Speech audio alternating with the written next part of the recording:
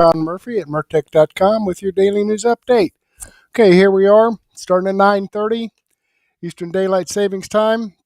So I know things are a little bit out of whack since we're down here in Arkansas.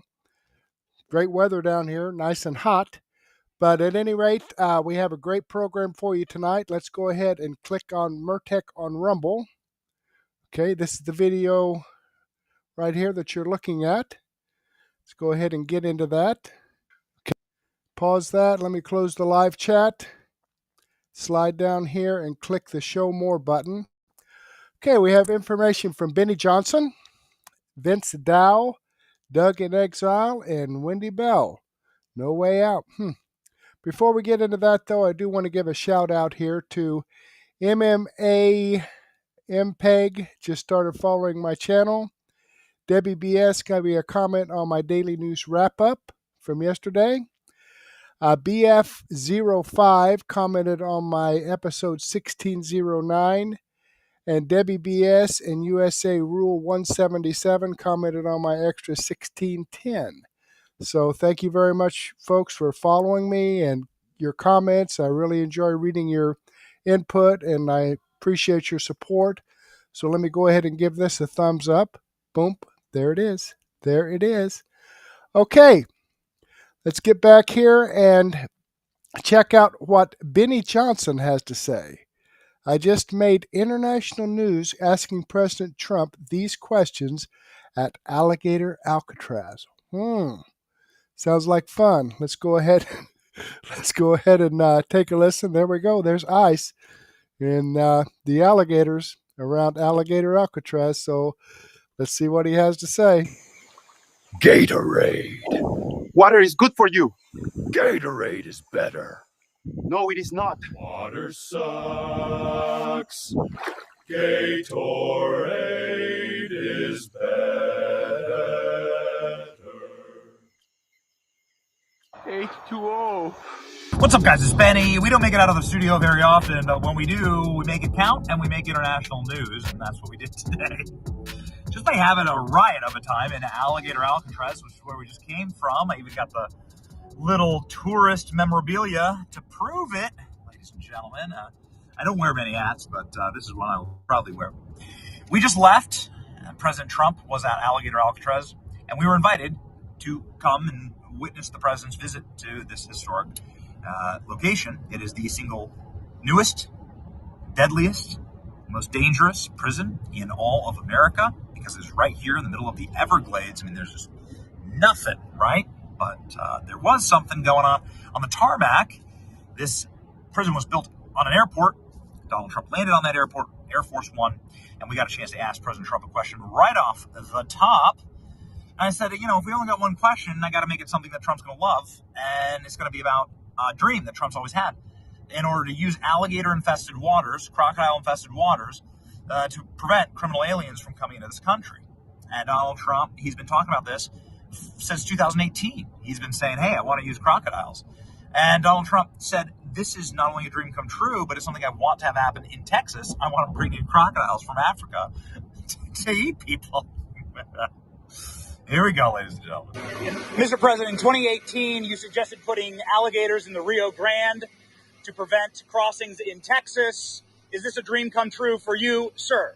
Well, I was thinking about that, I must say. It was meant more as a joke, but the more I thought of it, the more I liked it, if you want to know the truth. And they were serious. They were actually crocodiles. They were crocodiles from Africa. They are a step beyond. But no, that was really meant as a joke, but a lot of people liked it. And a lot of people think we should do it, frankly. Okay, so the next question I got to ask Trump was inside of a facility and inside of one of the tents where they're going to be keeping the criminal aliens. And this is a question about CNN. CNN's been pushing a app that lets you track ICE movements. That's, of course, patently illegal. Donald Trump wanting to sound off on this. Secretary Noem as well, saying what they've done might be illegal. Here we go. The President and Madam Secretary, CNN yesterday pushed an app that lets you track where ICE agents are. Tom Homan was saying that perhaps CNN should be prosecuted for that. Obstruction of law enforcement, your response. Yeah, we're working with the Department of Justice to see if we can prosecute them for that, because what they're doing is actively encouraging people to avoid law enforcement activities, operations, and we're going to actually go after them and prosecute them with a partnership with FAM if we can, because what they're doing we believe is illegal. And they may be prosecuted also for having given false reports on the attack in Iran. You give totally false reports. It's totally obliterated, and our people have to be celebrated. And come home and say, what do you mean we didn't hit the target? We hit the target quickly. You know, the pilots came home and they said we hit the target quickly. So they may be very well prosecuted for that. What they did there, we think is totally illegal. Ooh, baby, and now we get to cooking. It said, what is the number one politician that's doing like the opposite of what Governor DeSantis and Donald Trump are doing here? And that would be Gavin Newsom. Obviously, he runs the largest sanctuary state in the entire country. It's a nightmare. And of course, he's just been in a massive battle royale with Donald Trump. And so I said, tell me about Gavin Newsom. And Donald Trump went off. Here we go. Proud of him. Mr. President, Mr. Governor, what's your message to Governor Gavin Newsom inside of this facility? Well, the first thing you should do is come here and learn something, because they don't do this. They don't know. They wouldn't know where to begin, and if they did, it would cost them 100 times more. So I would say he should call the governor and Christie, and I'm sure you'd give him because his state is a disaster, and he doesn't do this. Another amazing part of that exchange is Donald Trump saying, Joe Biden wanted me in here, that son of a bitch. Anyway, then we get to the roundtable part of the tour, and here we go. This is really important. Donald Trump did a massive roundtable, and I got a chance to ask him a question there, and my question was about Zoran Mandani. He's a communist who's trying to run Donald Trump's hometown. I've had a feeling the president would sound off on that. That's where we made all the news. All the questions actually made a little bit of news. But this one, that I'm going to put Zoran Mandani in jail. He's a dirty communist. He might be illegal. Whew. Here we go. Mr. President, your beloved New York City may well be led by a communist soon, Zoran Mandani, who in his nomination speech said he will defy ICE and will not allow ICE to arrest criminal aliens in New York City. Your message to communist Zoran Mandani. Well, then we'll have to arrest him. Look, we don't need a communist in this country, but if we have one, I'm going to be watching over him very carefully on behalf of the nation. We send him money. We send him all the things that he needs to run a government. And by the way, they get about 3 times what you get, Ron. If you look at the per capita, Florida gets 1/3 of what New York gets in terms of the numbers. Why don't you give us those numbers? Yeah, well, because that's what we should send him. Yeah, well, like sometimes people say Florida gets more because they count Social Security recipients, but that's not money to the state. Those are seniors that live here. If they moved to North Carolina, you could count it there. So it has no interaction with the state government. They get more on the city and state governments than we get. Right, substantially. We're going to be watching that very carefully, and a lot of people are saying he's here illegally. We're going to look at everything, and ideally. He's going to turn out to be much less than a communist. But right now, he's a communist. That's not a socialist. I've always said, we will not have socialism in this country. In the speeches, I said, well, what? They skipped socialism. And you got a lot of them like that. And you see AOC, she's out there with her, bad IQ. She's out there ranting and raving about how wonderful he is. And look, so far he's winning. He still has a race to win, but so far he's winning, and he has an advantage as a Democrat in New York City. I was there a long time ago, and it was a long time since a Republican won the city, but you would think that a Republican would be able to win. Or you have a good independent running, Mayor Adams, who's a very good person. I helped him out a little bit. He had a problem, and he was unfairly hurt over this question. He made a statement to the effect that this is terrible. New York City can't have all these immigrants come in, and like he was indicted the following day. And I said, that was a phony indictment, and it was a phony indictment. That was a Biden indictment. I said, don't feel bad. I got indicted 5 times every time you opened your mouth. That was a bad group. That was a very dangerous group, I will tell you. These were not nice people. That was the only thing they could do. They had no policy. They had no skill. They had no anything. But they were very good at that. They were vicious, vicious, horrible people. Thank you very much. As ever, it is our great honor to be able to do this. We do it for you. We'll take you along with us. It is our righteous mission to be able to provide for this channel, for the viewers of this channel, for this audience, this movement, truth and insight, and to be able to see what's happening in the country around them, So get ready for what we're going to do next, because we're going to have a full report from Alligator Alcatraz up on the channel soon. It'll show you inside and behind the scenes. It's going to be wild. Okay, so lock in for that. Anyway, that was our day. Making news with Trump. Wild times. Godspeed. See ya. All right. Very good information. And he's right. I mean, that's why I do this, is to get information out to people. We need to get as much information out as we possibly can to give people the truth, an alternative to the lies and propaganda from the mainstream media. Okay, let's go ahead and click over here on the Rumble link and show you that this video does come from Benny Johnson. I'm following his channel. I've given him a thumbs up. I hope you do the same thing for me. All right, let's come back here to our layout of the programs. And next we have Vince Dow. U.S. Senate passes Trump big, beautiful bill after dramatic Vance tiebreaker as Democrat leaders fume. Oh, my goodness. I hope they don't cry too bad. Let's go ahead and share this and see what it's all about. Those benefits for Americans who need it, as well as cutting out the waste, fraud, and abuse, as well as getting 1.4 million illegal aliens off of the program. So all of those measures are actually going to protect it for those who need it. That's the president's position, and that's what this bill does, and that's why Republicans need to vote for it. On this vote, the yeas are 50, the nays are 50. The Senate being evenly divided, the vice president votes in the affirmative. The bill as amended is passed. The world do these Republicans live in? It's a slanted world. It's really a corrupt world. Kids will get $5 a day to feed themselves. You can't buy a dozen eggs for $5. Oh, really? They're going to pay the money directly to the kids, $5 a day. Okay, I don't know where the hell he's getting this shit. But I'm sure that you realize at this point in time, if you follow me at any time at all, I point out the fact that Democrats, I think they cannot tell the truth. I believe that's the problem, is they don't have the ability to actually say anything that's truthful. Everything that they say is a lie. And incidentally, I don't know about New York, but in Indiana, you could buy 2 dozen eggs for $5. And I don't know a kid that could eat 2 dozen eggs a day, except maybe Jethro Clampett.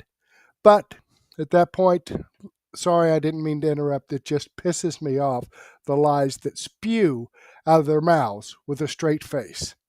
And then they're killing millions of good-paying jobs. It's estimated. And by the way, the clean energy cuts are even worse. All right, ladies and gentlemen, well, big, very breaking news here, because Donald Trump's big, beautiful bill, this is the reconciliation package, of course, that extends the 2017 tax cuts, adds in no tax on tips, overtime, and deductions for Social Security, as well as border security, many other landmark pieces of necessary conservative legislation. This is, of course, the bill that will go down to essentially define the legacy of Trump's presidency, has officially passed in the U.S. Senate. And it was, of course, a big back and forth battle between some of the grandstanding senators in this case. The final vote ended up being, as you saw there, 51-50 after J.D. Vance was forced to step in there and break the tie. In the end, the no votes were Senators Tom Tillis, who was an egregious grandstanding rhino, who basically was buying Democrat talking points on Medicaid. You had Rand Paul, who, as usual, says the bill is not libertarian enough, whatever. We've been down that same old road. Not going to really get into fighting that here today. And it turns out the third no vote there was Maine Senator Susan Collins, who I will genuinely say, in fairness to her, has a little bit of plausible deniability in this regard, because essentially what she had to do there is, look, she's up for re-election next year in 2026 in a deep blue state. She's kind of the miraculous Republican senator there. And so she had to essentially save face there, knowing that the bill would pass anyway because it had the votes thanks to J.D. Vance. And so in that sense, I do not blame her. Now, as for Tom Tillis, he doesn't really have much of an excuse at all, considering he has no re-election bid to worry about, considering the guy is retiring because he had no chance of winning re-election. But nonetheless, there you have it. Today, we're not here to talk much about fighting against the rhino senators. That we'll have to do for future videos. Today, I do want to discuss the actual implications of all of this going forward. But first, take a listen here as Donald Trump today was with Governor Ron DeSantis in Florida, visiting the new Alligator Alcatraz detention center set up for migrants. And he actually found out this news live as the big, beautiful bill was passing. So take a listen here for yourself. Oh, thank you. Wow. Thank you.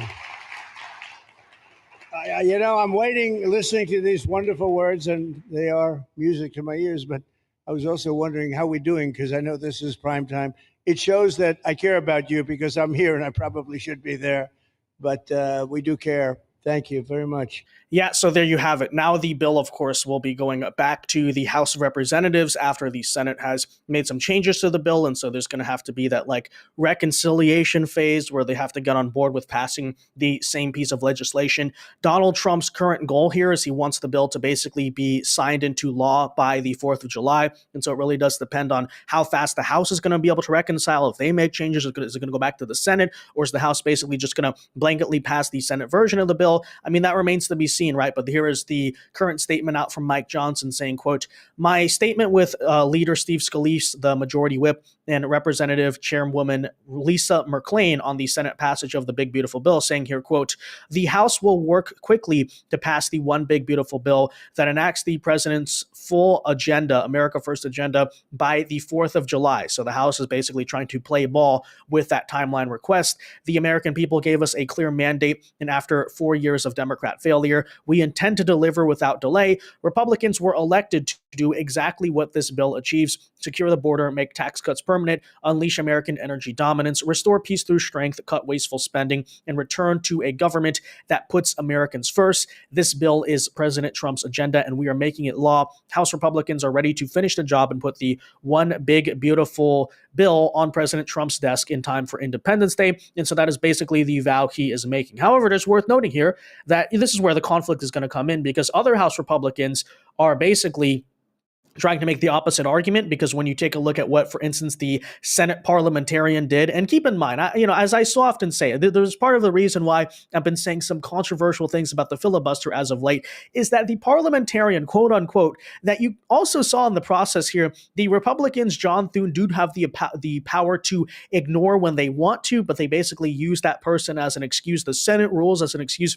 to get nothing done, did water down definitely parts of the big, beautiful bill. They also did add in some unsavory parts, such as, for instance, what Tom Tillis ironically wanted to put in about taxing Americans who win litigation against mega corporations by 41% as one example. But Tennessee Congressman here, Andy Ogles, a Republican, a conservative one at that, is filing an amendment to delete the Senate version of the big, beautiful bill and go back to the original House version, saying here, quote, the Senate's version of the big, beautiful bill guts key provisions of Trump all at the behest of an unelected parliamentarian. And so ultimately on that front, we'll have to see. I mean, it is my personal preference. I don't care if it takes a little bit longer. I'd like to see a better bill. But if Trump wants it on the 4th of July for the statement and the optics, then ultimately it's going to have to be seen then what's going to happen. With that said, guys, we'll tell you more about this in a second. But first, folks, as usual, do us a big favor. If you enjoy our content, make sure you hit that like button down below. Subscribe to the channel if you are new. Subscribing, guys, is not only the best way to support these videos, but it also ensures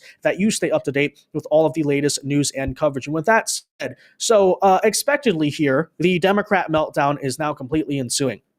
As they've been telling us for months now, like 20 million, billion people are going to be losing their health care, et cetera, et cetera. And the antics here actually basically began before the bill was even passed, because you may remember that Chuck Schumer forced the poor Senate clerk, just this random staffer person who works in the Capitol, to sit down for 15 hours or however it was, you may remember, to read the text of the big, beautiful bill. And ironically, this came with moments, for instance, here, such as Chuck Schumer and the Democrats forced to read the definition of a woman that was included in the big, beautiful bill. So take a listen here, and then we'll show you in a second how Democrats are currently reacting to the passage of no tax on tips, no tax on overtime, renewing the tax cuts of 2017, stopping the migration crisis, funding border security, funding deportations, et cetera, because they're not taking it well. But first, here were the antics that the Democrats were grandstanding, installing, and forcing it to go down. Purposes of paragraph 3,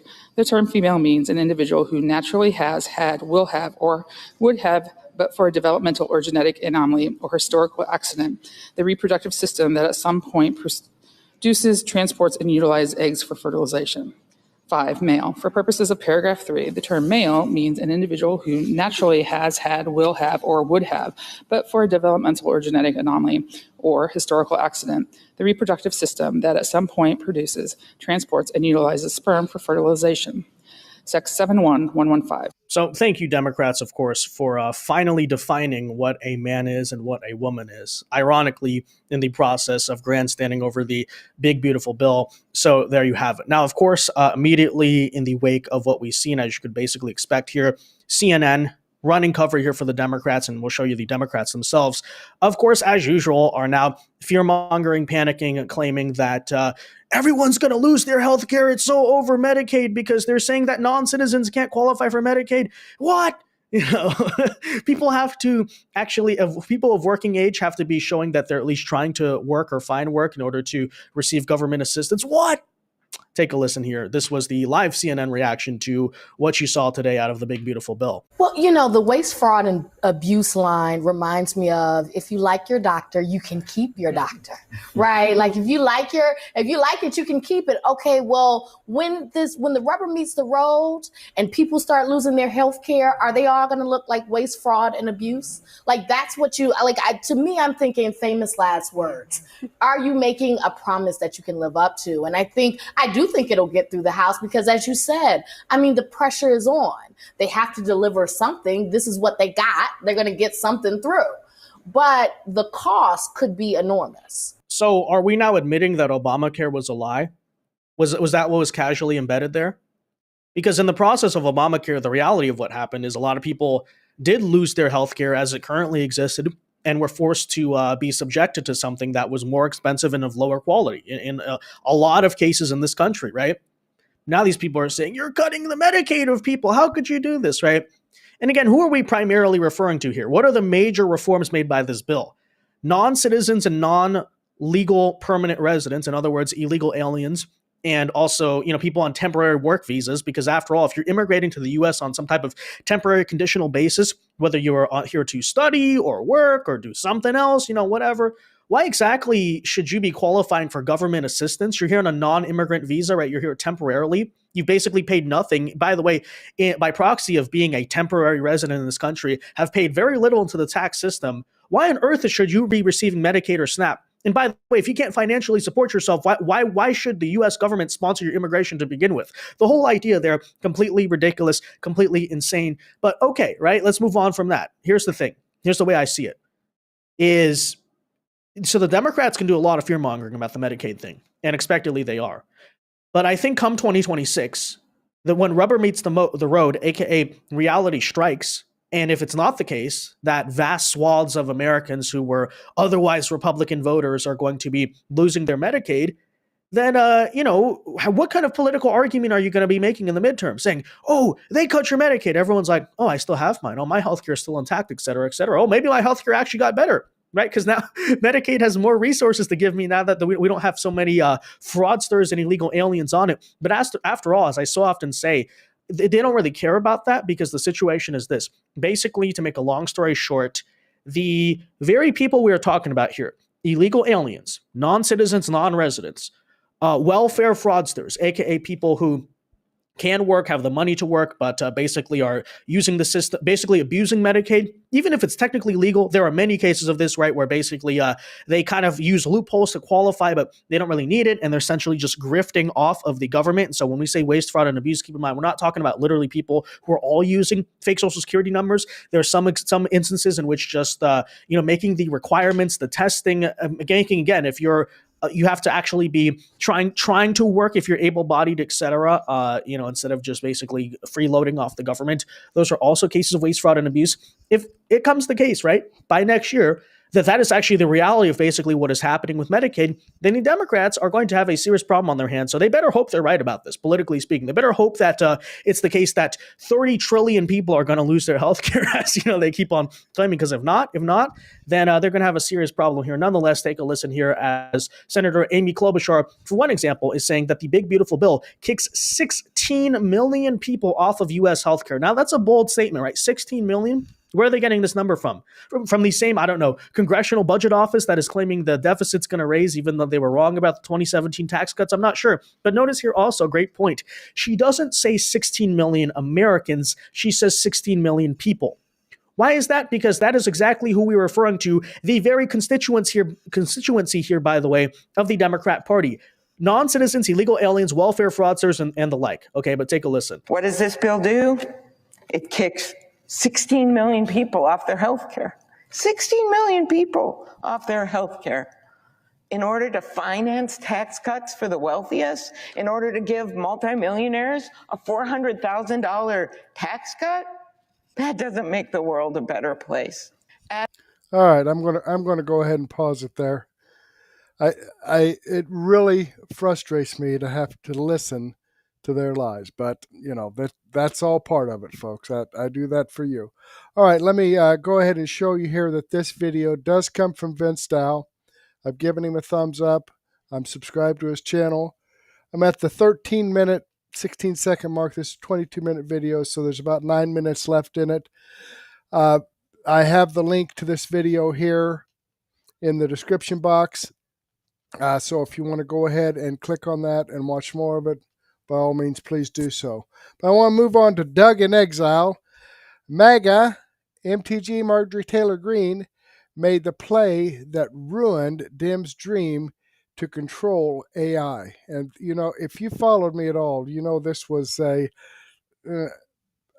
was concerned about this. I really was. Because I'll just let them tell you about it. Let's go ahead and click over here and let Doug explain it to you.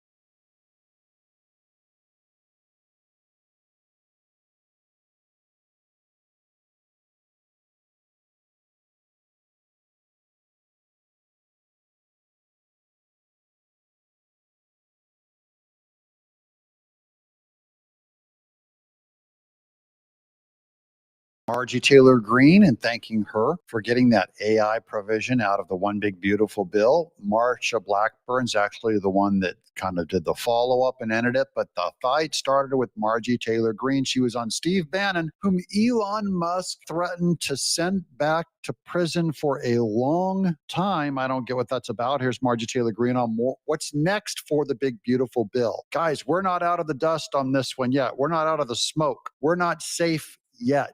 It still has ways to go. This is going to be the next procedures over the next 24 to 48 hours of what's going to happen with that Big Beautiful Bill to enshrine it into law. Good morning, Steve. Yeah, evidently I could give that same speech this morning. It's outrageous that that's the case, and you would have thought that we would have totally turned a corner from that horrific moment in time. And you served 4 months in prison after that. That was the day that we all surrounded you, prayed for you, and sent you off, sadly, to prison. You were a political prisoner, and God bless you, Steve. We're so glad that you were freed, and God bless everyone listening to this, that we won the election so that we could defeat the war, the real war that is still being waged. But we won a big victory in November. But the war's not over.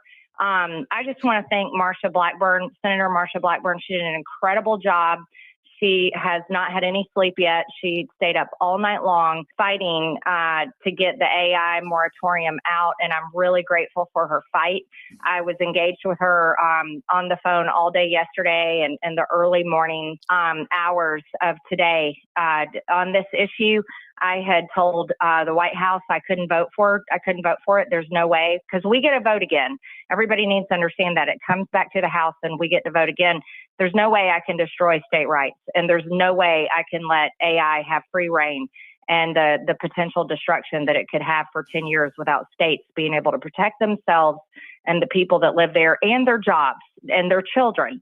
And it was too big of an issue to get me to a yes on. And I'm just thrilled. And 99-1, that does show. Wait, 99-1. That means almost every Democrat came over to vote for it with the Republicans to vote the AI protection out of the big, beautiful bill. 99-1. What can you get Democrats and Republicans to agree on? But this asks an even bigger question. If it's that unpopular, who snuck that into the bill? Something that is 99% unpopular with all of the voters in the Senate. Who put that thing in there? Was it Ted Cruz? Show you that there's some voices in the president's ear that are not telling him the truth. And you know what? You know who they're serving?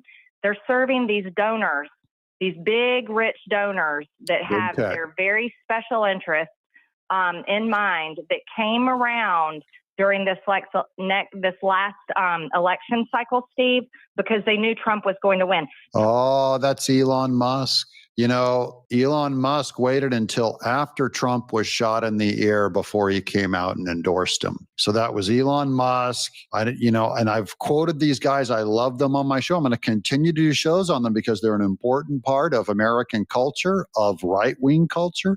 They're important about tech and the future of America. But it's David Sachs. It's all of those guys. You know, Altman and all of the AI guys, the big tech bros, suddenly joined MAGA, and they're new to conservatism. I'm only saying some of us have been lifers. I have never once in my life ever put an X next to a Democrat. So some people like Tulsi Gabbard, you know, they were just Democrats in the last election. They were voting for Biden in the last election, in 2020. They're new. Some people even voted for Hillary against Trump. Some of these people voted for Obama twice. I've never, ever voted for a Democrat. So you guys can trust me. I'm not iffy on this stuff. I'm hardcore down the center. I know what MAGA is. I know what a conservative is. I know what a Republican is. Trump won with the people. He didn't need these donors, and he doesn't need them now. And we need to continue to stay focused on this. He doesn't need the neocons are all around him, pretending to support him. He doesn't need the neocons. He defeated the neocons. He doesn't need the deep state. The deep state is surrounding President Trump now, pretending to support him. He doesn't need the deep state. He has the people. And the people, we are going to be victorious, but this is a war that we have to stay embedded in for a very long time. And we have to make sure that President Trump gets the correct information and that the people's will and the people's voices are heard. And that neocon and deep state stuff might be a tiny shot against Speaker Mike Johnson. Although I know Speaker Mike Johnson is firmly on Team Trump, and Trump loves him. Trump's learned he had to play with Jonathan and all. He had to play with the swamp. Here's Speaker Mike Johnson. My joint statement with leader Steve Scalise, Rep Majority Whip, and Chairman Lisa McClain on Senate passage of the One Big Beautiful Bill. The House will work quickly. So just so you know, it goes from the Senate now, it passed, then it goes back to the House again. They look at it, and if it all jives and it all connects and it's all correct, then they can vote it through. Or they can continue to mark it up and send it back to the Senate again. The House will work quickly to pass the One Big Beautiful Bill that enacts President Trump's full America First agenda on the 4th of July. The American people gave us a clear mandate, and after 4 years of Democrat failure, we intend to deliver without delay. Republicans were elected to do exactly what this bill achieves: secure the border, make tax cuts permanent, unleash American energy dominance, restore peace through strength, cut wasteful spending, and return the government that puts America first. This bill is President Trump's agenda, and we are making it law. House Republicans are ready to finish the job and put the one big beautiful bill on President Trump's desk in time for Independence Day. This will be the first major law under Trump's presidency. And then we're going to go down here a little bit because I love this thing. Here's a guy who says, we hate the bill. Tax cuts don't matter if Congress keeps spending. Inflation is just another tax. Here's get things done, no fooling around. We voted for Trump and provided House and Senate with a majority. There's another guy that said, you need to step down, Speaker Mike Johnson. Impeach Mike Johnson, they said about him. Here's another big win. Look, here's Secretary of State Marco Rubio said USAID officially ceases operations.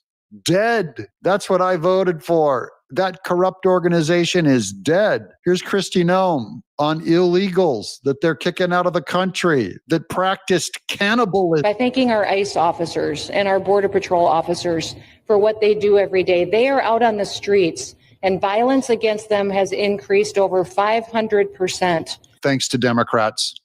Since Trump has gone back into the White House, because he's upholding the law and because a bunch of liberals, socialists, and Marxists are out there lying about what President Trump is doing. President Trump is upholding freedom by what he is doing. The freedom to live safely in this country and to do things legally and to have justice. And because those liberals, and I'm calling out you, CNN, I'm calling you out because you lie every single day about what these operations are. We are going after murderers and rapists and traffickers and drug dealers and getting... CNN protects those drug traffickers, human traffickers, women abusers. CNN covers for them. It's important that she calls them out because they claim to be feminists and they're not. They're anti-human. Them off the streets and getting them out of this country because Joe Biden let the worst of the worst come in here. The other day I was talking to some marshals that have been partnering with ICE. They said that they had detained a cannibal and put him on a plane to take him home. And while they had him in his seat, he started to eat himself. The cannibal ate himself. These are people the Democrats are protecting in our borders. A cannibal. He's such a consistent cannibal. He doesn't just eat other people. He started eating himself. That's who CNN is trying to cover for. Wait, there's more. Here's more on the procedural stuff with Laura Ingraham on what's next. The big, beautiful bill. It's not quite out of the water yet. Who's this? Ari Fleischman, who used to work for Bush on the procedure of what's next for the big, beautiful bill. Now that it's out of the Senate, goes back to the House. And the real immediate problem that Republicans have, and therefore I would say the nation now has, is this bill can get stopped. We have not crossed the finish line yet. And the last step across the finish line is the hardest step. So after the Senate passes it, which I presume they will, there will be differences with the House. The House then has to make a decision. Do they just simply accept what the Senate did, or does the House then have its revisions? Now, in the old days, Laura, this used to be simple. The House and the Senate would get together in a conference committee. They'd bang it out. They'd compromise. They'd get it done. And then both the House and Senate passed identical versions, and it's on to the president. They don't seem to want to have meetings anymore to do that. And so if the House insists that they need to put their stamp on it, and they're entitled to, they're a separate and equal part of the Congress, then what happens? Huge test of Mike Johnson, huge test of the Freedom Caucus. Because if they kill the bill, they've killed Donald Trump's agenda. This is Mike Johnson's biggest hour. I'm rooting for him. How about you? He's got to get this thing passed or Trump's agenda is dead. That includes the Freedom Caucus. I'm looking at you, Chip Roy, and my buddy Clay Higgins. You got to watch it. And then as we predicted yesterday, we got this one right. Look at this. Breaking, Donald Trump said on Air Force One just now that Laura Trump is his first choice to replace Tom Tillis in the Senate for North Carolina. This is huge. We were first. Look up yesterday under Laura Trump on the thumbnail. You guys subscribe here because we're going to. Okay, I'm going to go ahead and pause that there. He's got like 5 seconds left and show you that this video does come from Doug In Exile. I am subscribed to his channel. I did give him a thumbs up. I hope you do the same thing for me. All right, let's jump back here. If you look at the screen, you'll see some chats coming in from Twitch. Now, the great thing about Rumble Studio, I know sometimes it freezes up, sometimes it kind of skips. sometimes when I try to play a video, the audio doesn't come through. But the great thing about Rumble Studio is I can share on multiple platforms. And I've got like 12 people watching on Twitch. I've got, 42 people watching here on Rumble. So that's almost 50% or 25% more people that I'm able to share to just on Twitch. And I'm also sharing on YouTube and on X, and locals. So that's what I want to do, is share this information out so people can be aware of what the hell's going on, because I've showed you a couple of examples of how the Democrats, actually quite a few examples just in this video, how Democrats just fell out and lied to people. But moving on here with Wendy Bell Radio, No Way Out. No Way Out. I think she might be going to be talking about Alligator Alcatraz. I don't know. Let's jump over here and see what Wendy has to say.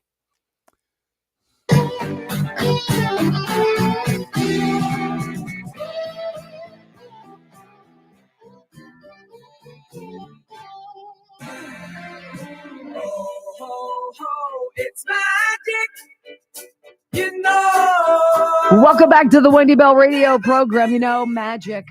It's magic when Donald Trump pushes back on the media of suck and says, you know what? You selectively edited that interview with Kamala Harris on 60 Minutes. And we know you did because we have the video. You can't even lie about it. It's not like, oh, that was a coding error. It was a software glitch. That was a decimal point put in the wrong spot. I'm so sorry, right? No, you deceptively, purposefully changed the verbal spaghetti that came out of that moron's mouth. And I'm sorry, but she is a world-class dope to make it sound like she was even remotely eloquent in the world of Israel. Talking about Israel, talking about Gaza. They had to select. How about this for a payout? Trump sues him. He's like, you know what? I think it's worth $20 billion. I'm like, you go, man. You go. Absolutely. What they put you through with lawfare over the last several years, I would bleed these people dry of every penny I could. Well, CBS, which long maintained, now we stand by our work. We wouldn't do that. Wah, wah. Did you hear about the settlement? Okay, I'm going to give you the deets on that, but I want to play for you. I want to play for you just so you hear how ridiculously they edited her soundbite. So this is Bill Whitaker. You remember this. This aired October 8th. So you're looking at less than a month before the election. And CBS tries to sway voters and present a Kamala Harris as being even remotely mentally capable for the job as a box-checking Democrat candidate. You're going to hear what she said, and then you're going to hear Bill Whitaker ask the question again, and then you'll hear the edited answer. Listen. But it seems that Prime Minister Netanyahu is not listening. Well, Bill, the work that we have done has resulted in a number of movements in that region by Israel that were very much prompted by or a result of many things, including our advocacy for what needs to happen in the region. But it seems that Prime Minister Netanyahu is not listening. We're not going to stop pursuing what is necessary for the United States to be clear about where we stand on the need for this war to end. Oh my God. Oh my gosh. As a former television news anchor and reporter who went to I got a bachelor's and a master's degree in broadcast news, guys. I've done it for going on 30 years. You don't do that ever. And CBS was like, I don't know what you're talking about. And Trump's like, yeah, really? 20 billion. They're like, snap. Ugh. Okay, well, we'll pay you. How about $16 million? What? I guess I'm just absolutely baffled by this, which is it could be as high as $30 million. He's going to receive $16 million up front.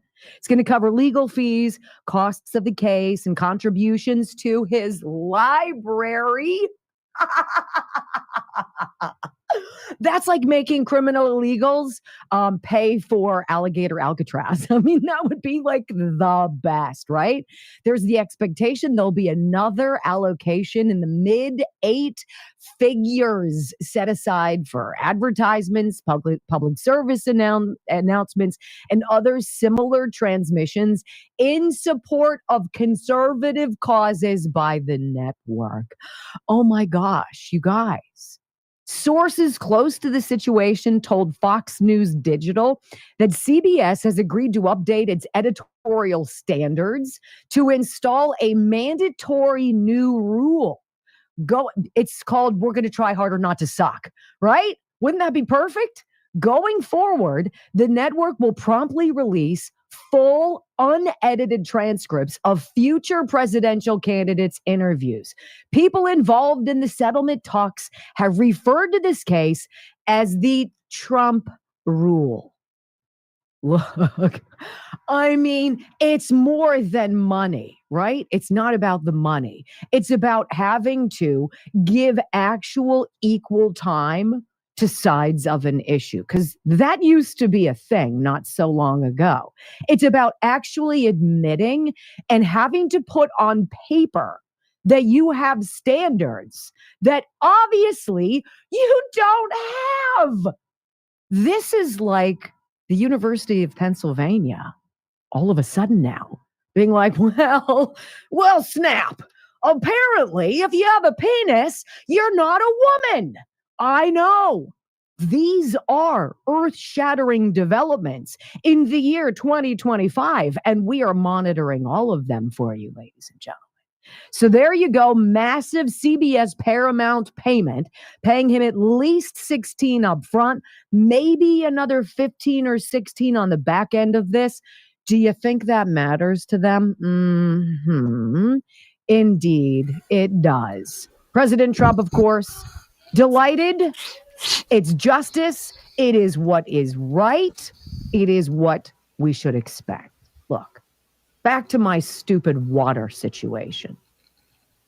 In addition to a 33% hike in my water bill, we have a socialist county executive who unilaterally, magic wand wavingly, raised our collective property taxes to 33%, raised our property taxes 33%. Why would you ever vote for a Democrat? Why would you ever vote for a Democrat socialist? Why would you ever vote for a communist? Oh, New York. When we come back on the Wendy Bell radio program, my friends, let's get into the nitty gritty. It's called winning, and it's all about the big, beautiful bill. We'll go there next. All right. Let's go ahead and pause that. She's going on a station break here. So this is a radio program, so they're at the bottom of the hour, so they're probably doing, their own news, traffic report, whatever, weather. All right, she'll be coming back here in just a minute or so. Freaking day party. Here we go. Enjoy.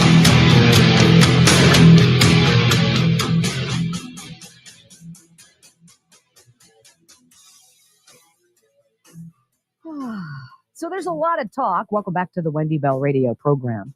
There's a lot of talk on the House side, Republican side. They're not pleased with the hundreds of billions of dollars that the Senate stuffed into this one big, beautiful bill. And I don't disagree with them. And I think it's a good place to start. And so now that it's passed in the Senate, the bill goes back to the House. They're going to work out some stuff. They're going to have to give. They're going to have to take. It's going to be what it is. This is the negotiation. And it's going to be done entirely on the side of the GOP. You have House Democrats, Senate Democrats who are like, I do not hear you. I do not see you. I do not support the largest tax cut in American history. I do not support common sense reforms to welfare, which, by the way, Bill Clinton was all about back in the 1990s, lest our friends across the aisle forget. Right? So there's going to be a lot of wrangling that's going to go on. I think we all agree that the good in this far outweighs any negatives. But let's go through it. So the White House puts this out. What is in this measure that was just approved yesterday by the Senate to go back to the House? It delivers the largest tax cut in history for middle and working class Americans. Bigger paychecks of $10,000 more in annual take-home pay for families. No tax on tips, no tax on overtime, no tax on Social Security. No tax on made in America auto loans. It protects 2 million family farms from punitive double taxation. Permanent increases to the child tax credit. Democrats wanted to cut the child tax credit in half. You know, that is a significant deduction for millions of families. Sure was for my husband Joe and me for many years when our kids were younger. A vote against this bill is a vote for the largest tax increase in history. It rescinds billions in green new scam funding. It restores fiscal sanity, slashing deficits by roughly $2 trillion. It eliminates waste, fraud, and abuse from bloated federal programs. It permanently secures our border. It deports at least 1 million illegal aliens a year. It makes the largest investment in border security in a generation, providing nearly $150 billion to secure our border and to deport illegal aliens. That, by the way, Joe Biden's auto pen said, come on in. So I don't want to hear about it from anybody about that number. It finishes phase 2 of the border wall. It shifts the cost of adjudication in the immigration system from the American taxpayer to aliens. Imagine that. I wonder if the Pittsburgh Water and Sewer Authority is listening. We don't always have to pay. It hires 10,000 new ICE agents, 5,000 customs officers, 3,000 Border Patrol agents. It funds the Golden Dome missile defense system to confront 21st century threats. It delivers the largest Coast Guard upgrade since World War II, stopping fentanyl and criminal cartels by sea. It modernizes our military to ensure it has the resources to be a ready, lethal fighting force after 4 years of weakness and transgender box-checking silliness by the Biden administration. It ends Biden's war on American energy and drives down energy costs, and it unleashes domestic oil, gas, and nuclear power, restoring energy independence. I gotta say, yeah, I'm for all that. I'm for all of that. Let's dig into the Democrats. Their deep dive into policy here, as they all universally said no. All of it, okay? Here's Jamie Raskin, the congressman from Maryland of Suck. CNN News Babe asks him about the no tax on tips. Like, I mean, shouldn't we all be able to get behind that? I was a waitress for years and years and years through grad school and college, right? No tax on tips. That's giant. Listen to this dope. I was asking you about no taxes on tips, which is part of this bill for working people who work on a tipped wage. Do you support that? You know, I haven't looked seriously at it because I haven't thought they were serious about it. You know, tips are income, and I would prefer just to have a much more progressive income tax. So people who are making a lot of money are paying more, much more like happened under very conservative presidents like Nixon or Eisenhower, than to give people the kind of symbolic consolation prize of saying, we're not going to tax tips. Hey, those of you out there who make tips, and that's a hell of a lot of you, do you guys think that no tax on that is just some kind of a consolation prize? Or is this a game changer? Democrats are the Pittsburgh Water and Sewer Authority. They just want to keep digging into your pockets, taking more money out of your bag, taking more money out of your wallet. Enough, Jamie Raskin. Oh, Jamie. What a shame. Scott Jennings over at CNN, he thanks Democrats for coming up with a Medicaid work requirement 40 years ago that basically set the stage for what the Senate Democrat or Senate Republicans pushed across at least the beginning of the finish line yesterday. Listen. This bill is a political suicide note for the Republican Party. Last time they tried this, the Democrats won 41 House seats after Trump's first midterm. They'll exceed that this time. 489 days. They'll do better than 41 seats. This is absolute death knell for the House Republicans. Maybe Senate, too. I should have started my remarks by thanking you because it was President Bill Clinton in the 90s that thought of work requirements for Medicaid. But two-thirds of people on Medicaid already work. Which is all we're doing here. They already do it. They already do it. We did it. If you want to get up and go to work, you're going to get your Medicaid. And if you're an illegal alien, you're not going to get your Medicaid. Everybody else is going to be fine. 14 million generational people. Welfare reform built on your all's ideas. So I thank you. I sincerely thank you. 1/3 of the people, he says. It affects 1/3 of the people who refuse to get off their ass and go to work. Look, we all understand what Medicare and Medicaid is all about. We get it. We understand that. We, as a compassionate, giving country, believe that young moms with lots of kids, you can't necessarily leave the house, need some help. It happens, right? We understand that as you get older, money gets super duper tight, and there should be programs to help you. But if you're an able-bodied American and you choose not to work, and there's almost 5 million of them, no mas. And by the way, what Scott Jennings says is right. Let's go into the Wayback Machine. AP, July 31st, 1996. Clinton says he will sign welfare overhaul, and the House passes it. Oh my. So wait a minute. 40 years ago, 30 years ago, I should say, Bill Clinton passed and signed an historic welfare bill ending the 60-year-old federal guarantee of open-ended assistance to the poor, basically all but assuring enactment as the presidential campaign enters its final 3 months. The House quickly passed it. They knew 30 years ago. Social services are literally like the open for business sign on the border, ripe or fraud. And they said no more. So for this guy on CNN to take on Scott Jennings, who's like, we thank the Democrats for laying the foundation for us to push this across the finish line. Apparently, this gentleman doesn't remember history.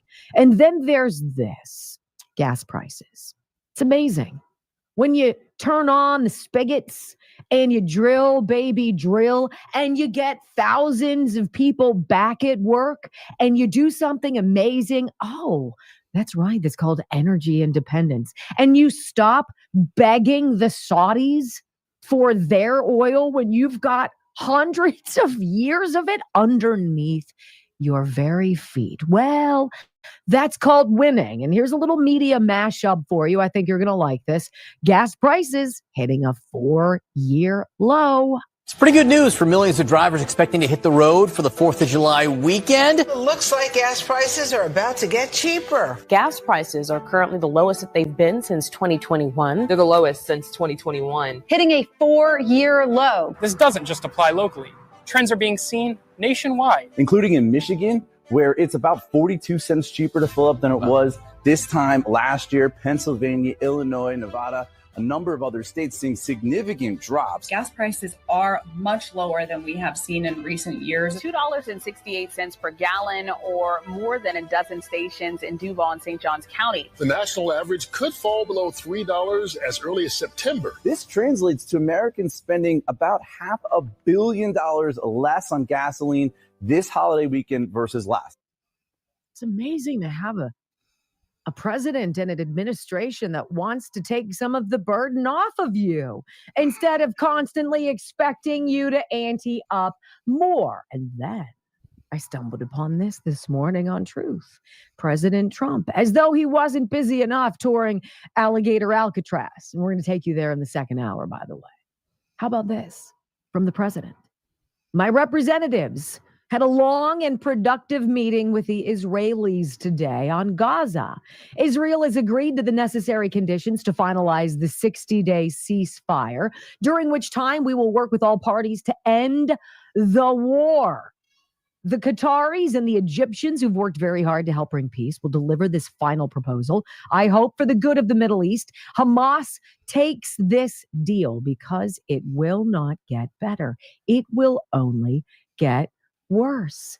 Thank you for your attention to this matter, right? And I'm thinking, oh my gosh, What? Peace in the Middle East, record low, 4-year low gas prices, right? We've got all this stuff going on, biggest tax cut in history, all of this stuff. And then I see this from Tom Homan, border czar. He says this about the Trump effect on X. Total Border Patrol encounters for the entire month of June was 6,070. That is less than a single day under Biden. As a matter of fact, the total number of encounters is less than half of a single day under Biden on many days. Also, and here's your Fox News alert, breaking news. This just in, none of the 6,070 were released into the United States. Cero for our Spanish-speaking friends. President Trump has created the most secure border in the history of the nation, and the data proves it. We have never, ever seen numbers this low. God bless the men and women of the U.S. Border Patrol, and God bless the men and women of ICE. The interior arrests and consequences help to drive down illegal immigration. The Trump effect keeps America winning. Gosh, it is a bad day to be a Democrat. It is an extraordinary day if you believe in making America great again. Okay, folks, I'm going to go ahead and pause that there. She's getting ready to go into another break. But, you know, they talked about those tax on tips. Okay, and I've heard that actually in the Senate, that was removed. And then they passed it over to the House. So I'm not sure how that's going to look. But I just did a search here while Wendy was talking. And you know what the minimum wage is for waitresses, waiters? $2.13 an hour. You see that? $2.13 an hour. Okay, so that means what, you know, I waited tables through college. Now, this was, you know, years ago. And it was $2.01 an hour then. So, you know, over the past 40 years or whatever, 45 years, the waitresses and waiters have actually got a 12-cent increase per hour over the last 45 years. So, you know, they can't bitch about that. But you had to, I don't know what it is now because I've been out of the food service business for quite a while. But at that time, you had to report at least 8% of what food that you sold, you know, that kept it on the cash register, and they'd go print out your ticket at the end of your shift showing how much food was sold by you, and you had to declare 8% of that. Now, some people probably made a little bit more than 8%. I don't recall whether I made more than 8% or not. It's been a long time. But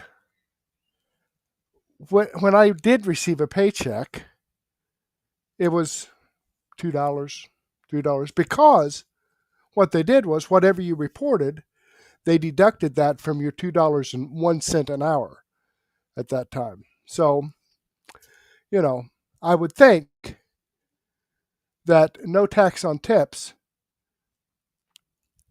would be a good thing for the food service people. Of course, you know, Democrats know best. Democrats know best. Let's not get into that. Okay, let's get back here to Wendy. And let me show you that, click the Rumble link here and show you that this video does come from Wendy Bell Radio. I followed her channel and I've given her a thumbs up. I hope you do the same thing for me.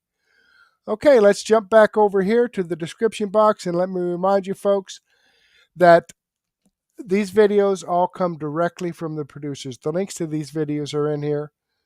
Okay, I shared, I don't know, maybe 25 minutes from Wendy Bell, 20 minutes. She's got a 3-hour program. Right here is the link to her program, her video.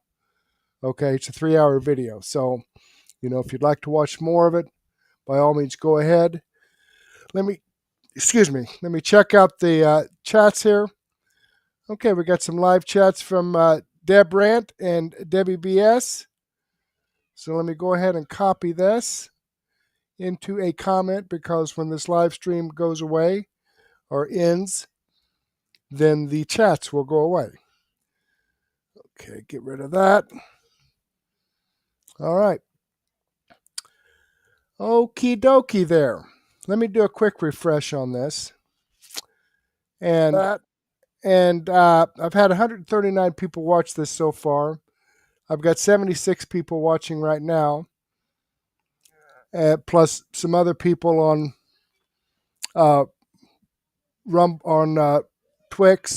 Twitch, and X. So that's great. 76 people watching. I've got 6 thumbs up. So, if I could get 70 of you to slide down here and just scroll down and give me a thumbs up, that would be fantastic. I'd greatly appreciate it. All right, coming back over here at Mertech.com. As I said, these 4 videos that I shared with you are videos that I've posted on Mertech.com. Right here is Doug in Exile, the video I shared from him. Down here is Wendy Bell, Vince Dow, all this great information. Benny Johnson, right here is the video that I shared from him. But I have over 55 videos here at Mertech.com. Unfortunately, I don't have time to share all of them, but I will have a daily news wrap-up coming up in about a half an hour, probably starting about 11 o'clock Eastern Daylight Savings Time. So if you want to take a break, grab a cup of coffee, maybe a donut, sandwich, a soft drink, come back and see me in about 30 minutes. We'll start our daily news wrap-up, where I'll have probably over 70 videos in my playlist to share with you of current events that happened today, okay? News and information that happened, that was dropped today. So I hope to see you then. At the point, as of right now, I do want to thank you for your time.